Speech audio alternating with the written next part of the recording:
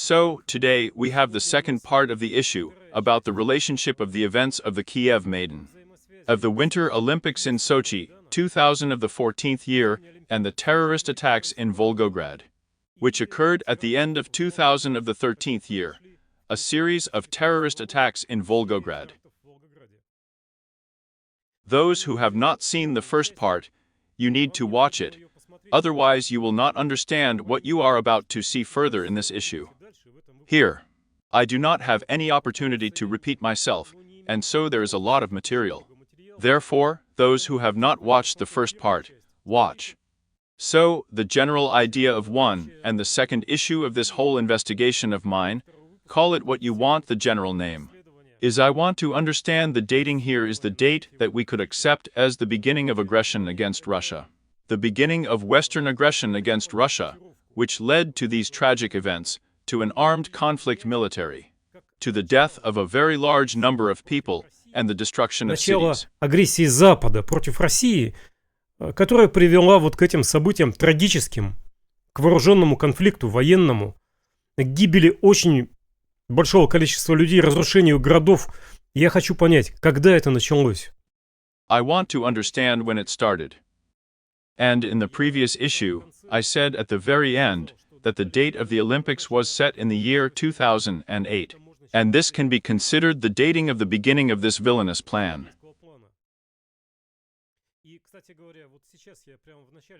And by the way, right now I want to correct this mistake right at the beginning, because it's not very clear, especially there it is. According to Freud, such a reservation occurred. So I said that the date of this Olympiad was set in Monaco, in 2008 year. In fact, there is no date this Olympiad has been scheduled for. This decision was made to hold the Olympic Games in Sochi, was made at the 119th session of the International Olympic Committee in Guatemala. And it was in the year 2007, that's what happened in Monaco, in the year 2008.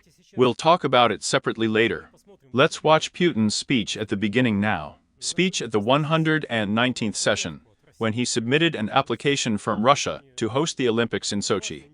A very important, interesting, inspiring video. Mr. President, Уважаемый господин президент, members of the International Olympic Committee, уважаемые члены Международного олимпийского distinguished guests, комитета, ladies and gentlemen, уважаемые гости, дамы и it is господа, a great honor for me для меня to большая address you today честь and выступать to сегодня present the перед will of вами и Sochi представить заявку to host the Сочи Olympic Winter на Games in проведение зимних 2014. Олимпийских игр 2014 The bid года. has enthusiastic support. Эта заявка воспринята с огромным энтузиазмом всей We России. pledge to make the stay of Мы сделаем Olympians все and Paralympians возможное для того, чтобы пребывание олимпийцев и паралимпийцев, зрителей, журналистов и гостей Сочи было безопасным, доставило им удовольствие и приятные воспоминания. Сочи – уникальное место. На побережье вы можете наслаждаться прекрасным весенним днем, в то же время в горах настоящая зима. Я там катался на лыжах 6 или 7 недель назад, и я знаю, что настоящий снег там гарантирован. Древние греки жили как раз в окрестностях нынешнего Сочи много веков назад. Я как раз недавно видел камень, к которому, как гласит легенда, был прикован Прометей. Именно Прометей, как мы помним, дал людям огонь. Огонь, который стал огнем Олимпиады. Мы гарантируем, что строительство олимпийских объектов в Сочи будет закончено вовремя. На это мы выделяем приблизительно 12 миллиардов долларов. Олимпийский комплекс станет спортивным объектом регионального, национального и международного масштаба. Особое внимание при создании мы уделяем вопросам экологии, безопасности, инфраструктуры и самых современных средств коммуникации. 70% участников будут размещены в 5 минутах ходьбы от мест проведения соревнований. 5 минут пешком. Неплохо. Действительно. Дамы и господа, город Сочи сможет предложить своим гостям поистине уникальную вещь. Мы разрабатываем перечень специальных условий для участников и гостей игр. Так, к примеру, мы планируем отказаться от ограничений на минимальный срок пребывания делегаций. И это будет оговариваться специальным законом. Я уже подписал указ в этой связи. И еще одна специальная привилегия. Никаких пробок на дорогах, я обещаю вам. Вы наверняка знаете, что мы в России умеем превращать спортивные состязания в действительно великолепные зрелища. Мы это хорошо умеем делать. За последние 25 лет мы провели более сотни крупных международных соревнований. Недавний чемпионат мира по хоккею в Москве также прошел с большим успехом.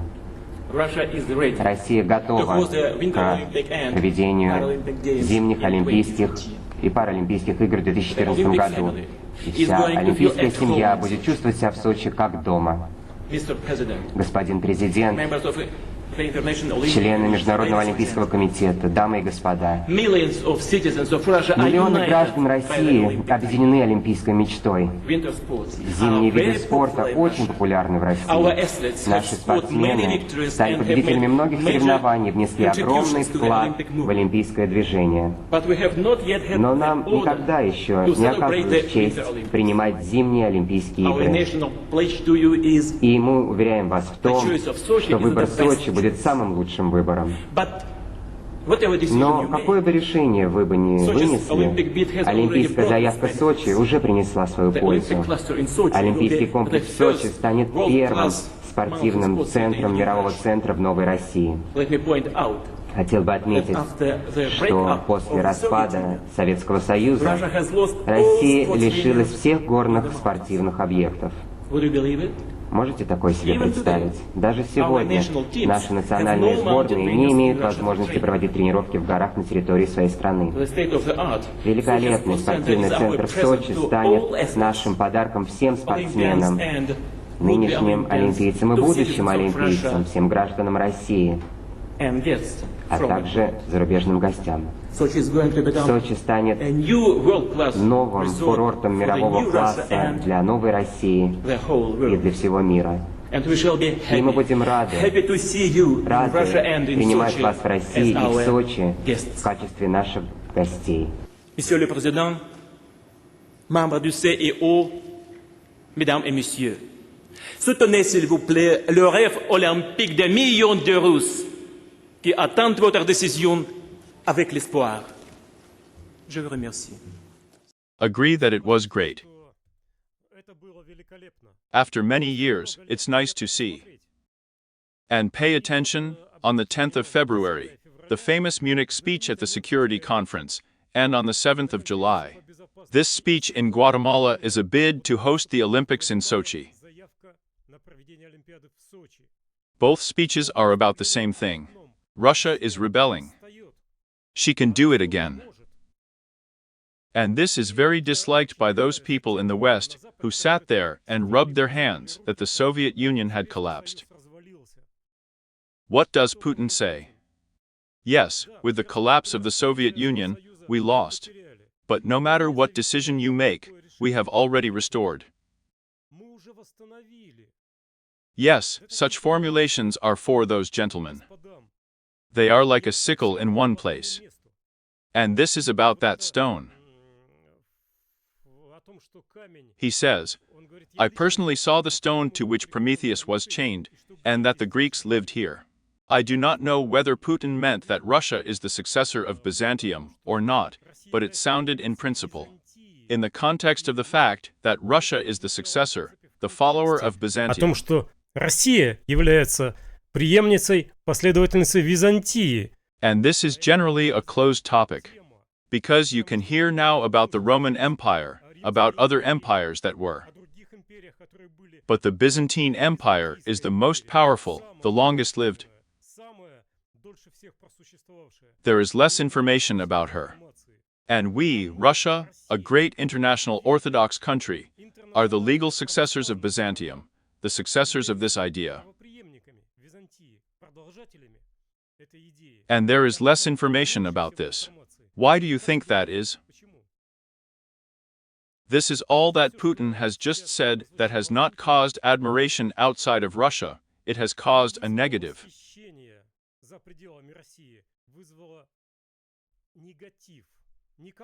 Nobody likes it that Russia is rebelling again. And it followed immediately. Right away. A lot of opinions were expressed that Russia will not be able to host this Olympiad. The closer the Olympics get, the louder the voices of those who doubt its success. We have counted 5 main risks of the Olympics. During the preparation for the Olympics, several emergencies occurred. The storm washed away the cargo port under construction. A tunnel collapsed during the construction of a backup of Kurortny Prospect, which caused a residential building to sink. The Olympic infrastructure, roads, and train stations were flooded twice. It washed away the coastal fortifications of the Olympic Park twice. In this swamp, where there is no bottom, where Stalin did not even want to build an airport, because geologists told him that the strip would float. These 6 huge stadiums have been built. Every Olympiad has people protesting because they want to grab the world's attention. In the Russian case, the issues are extremely intense, and the protesters are likely to be violently suppressed by the authorities. The first issue is the law that was passed in Russia last year, which most interpreted as being anti-gay. It's so-called gay propaganda law, which defines it so broadly that essentially the Russian gay community, as well as the international gay community, are bound to protest, and the protest may get out of hand. Sochi is not only the warmest place in Russia, it's also next door to the most dangerous place in Russia. North Caucasus, where Russia is battling fundamentalist Islamic insurgency or a low-intensity jihad. Not a day passes without a law enforcement official, a police officer being killed, people being kidnapped, people being blown up. All of that is happening next door to Sochi. Just a month ago, there was a terrorist attack in the city of Volgograd, which is north of Sochi, but which connects to Sochi by a major railroad. Nobody in their right mind would wish for the loss of human life or accidents at the Sochi Olympics. However, because of the Kremlin's choice of place and time and the way the Olympics were organized, we cannot avoid looking at a possibility of accidents and disruptions at these Olympics. Well, we noticed, yes, that everything is the same as with the Crimean Bridge, but it cannot be built. The Crimean Bridge, it cannot be built. It's the same. Well, it's obvious to everyone that you can't. But even the Americans said that it was impossible. Well, the Americans here. Well, these are Americans. But there are no specialists here in Russia. They don't know how to build. There are no such organizers. It is impossible to hold them. Soils do not hold. The mountains are shaking, the mountains. And there are terrorists on all sides. And even LGBT people were banned. Well, just think. It's an outrage about the radio.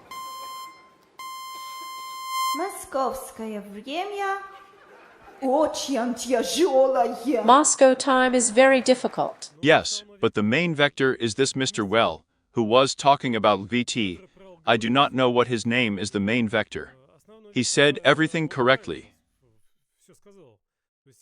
In other words, this is terrorism, just showing the very explosions in Volgograd, which we discussed in the first part, and firm which I date the date of the beginning of the aggression. This is the 21st of October, 2013. These explosions in Volgograd are the date of the direct aggression of the West against Russia. October 21st of the 13th year. Who hasn't watched the first part yet, watch the first episode. Yes, and the protests of LGBT people and the world community. This is all correctly said with one small correction. 2014 year. The bicentenary of the birth of Taras Shevchenko is celebrated.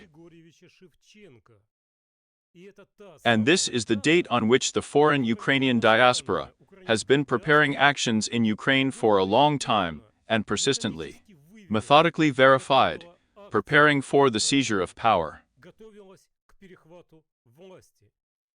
На Україні сталися невеселі події. За останні 2 місяці теперішній президент Янукович зробив багато зла для нашої батьківщини України. Він дозволив, щоб російські флоти стояв в Україні ще на 25 років. Він сказав, що Голодомор не був геноцидом. Він призначив до уряду тих людей, які ненавидять Україну і все, що є українське. Він хоче об'єднати атомну, авіаційну, хімічну і енергетичну промисловості з Росією. Ви просто кажучи, віддати все Росії і зробити з українців рабів для Москви. Все як ми, сумівці, у Випені, реагуємо на ці дії.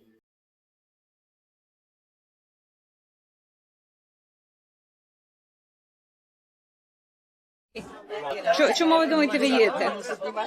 Я їду, бо я хочу, аби Україна була Вільна? війна. Окей. Калина, а ти чого їдеш?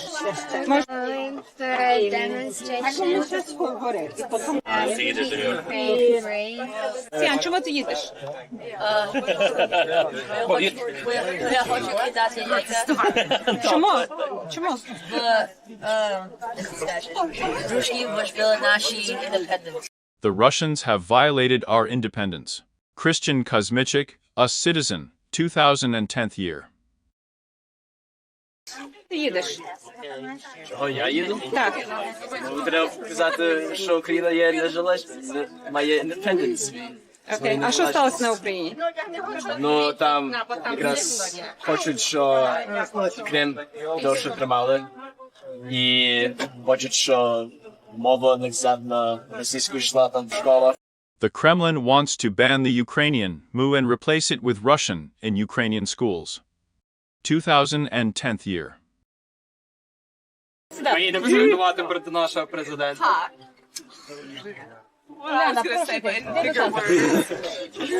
We are against our president, the citizens of the United States say in the 2010th year, referring to Yanukovych. We do not like him. Он нам не нравится. Окей. Так, Соломія, ти чого їдеш? Вони є чесно, що роблять до України. Що не є чесно? Що люди вибрали президента, що нічого не роблять. Скажи свою думку. Вони хочуть продовжувати, як довго цю флоту будуть тримати, то не має ніякого сенсу. А також Янукович сказав, що Голодомор не був геноцид проти, і це неправда. А чого ти їдеш? Бо я люблю Україну. Так. І що сталося на Україні? Росія не хоче Україну. Україна і Росія не хочуть бути українці, росіяни. Правильно. Президент дав русський, щоб не сказав, що русська може бути ще 25 років в Україні. І ми не хочемо так. А ти пам'ятаєш, скільки загинуло під час Голодомору людей? 10 мільйонів. 10 мільйонів.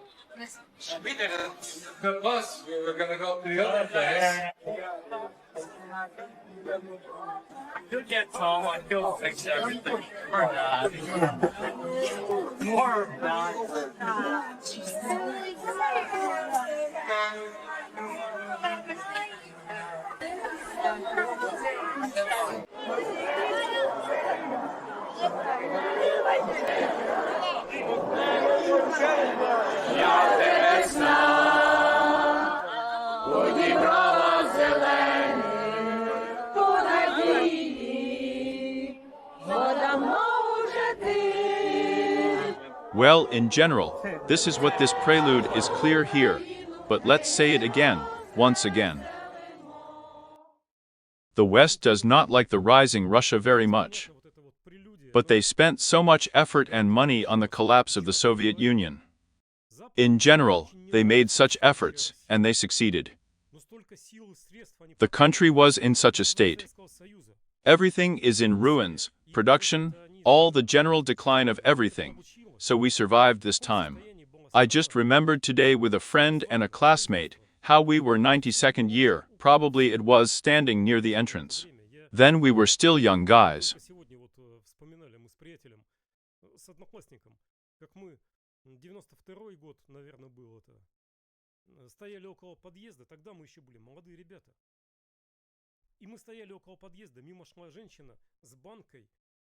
And we were standing near the entrance. A woman was walking by with a jar, but apparently she might have had sour cream or milk. And then he still says to me, "Misha, you see, here she is carrying this white. What is it called?" And we couldn't remember, because we have long forgotten what this sour cream is. There was nothing in the shops. The terrible state of the country was. According to various sources, the consequences are estimated from 5 to 9 times worse than the consequences of the war with Hitler. We survived it. And then Putin comes and he says, he speaks English to the whole world. We didn't have this under the Soviet Union, we lost it. Can you imagine? And now we've taken it and restored it. And there. Well, it's just some kind of disaster for these Western gentlemen. It's, well, absolutely impossible for them to allow this.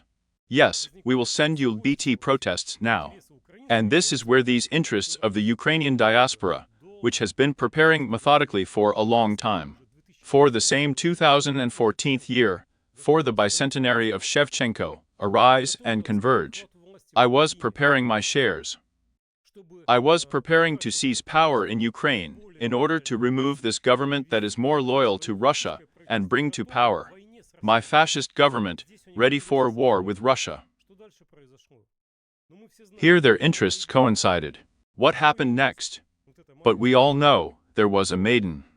My issue, this is my research, that this happened with the support of the West. It started with the terrorist attacks. Well, for you and me, it started with the terrorist attacks in Volgograd, which were part of this scenario. What is the relationship between these terrorist attacks and the events in Kiev? This will be discussed in more detail. The next issue, the third, in which we will analyze specifically what kind of ships Obama sent to the Black Sea. Why did he do that? Why do we need an analysis of these ships and their capabilities? For what? Why do we need this? We need this in order to better understand the idea of why these ships were sent there. It's not that simple. Not such a simple reasoning. There is something to speculate about here. By the way, if someone has their thoughts on this, you can provide them, because in fact this is quite an important and serious analysis. Why did Obama send the ships, and why exactly these ships that came there? Why exactly these ships were sent, and what were they doing there? We'll talk about this in the next issue, and now I want to finish you know what. Since we mentioned Shevchenko here, I now want to read the speech of the outstanding Soviet poet Vasily Ivanovich Lebedev-Kumok at the 6th plenum of the Board of Soviet Writers, dedicated to the 125th anniversary of the birth of Taras Shevchenko from 1939th year. Comrades, let me warn our writers Rada in advance.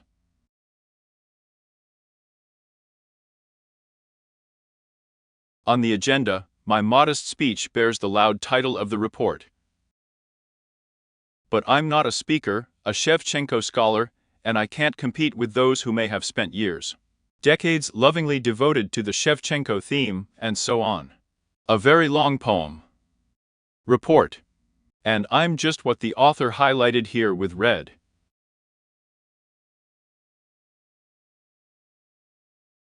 I'll read it to you and that's it. Sometimes people have been cleaner. Easily jumping the limits of cynicism, they painted the image of Shevchenko, in the yellow-black tones of chauvinism. Taras was more affectionate to the common people of all nations than his mother, the sun was warmer. And yet the bastard tried to cling to him, shouting, "Beat the Muscovites." Issue, we will summarize, analyze the ships and summarize the results. Thank you for your attention. What is it? Garbage? Yeah, I love Russian stupid ones for grandmothers. It's good when the house is dirty. You're a real Russian pig. Thank you, comrade. I'm going to eat the Amur tiger. And that there are only 30 of them left. Exactly. We must hurry. Have you read the new sanctions lists? Of course. One thing I can't understand, where is Gazmanov from there? He jumped so high that he violated American airspace. What are we going to do now? Don't worry, I have a closet full of money. Kalaika, Malinka, Malinka.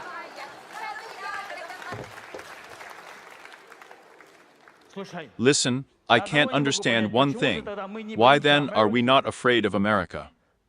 Because as long as America thinks that we are talking like this and living like this, we have nothing to fear. Нам бояться нечего.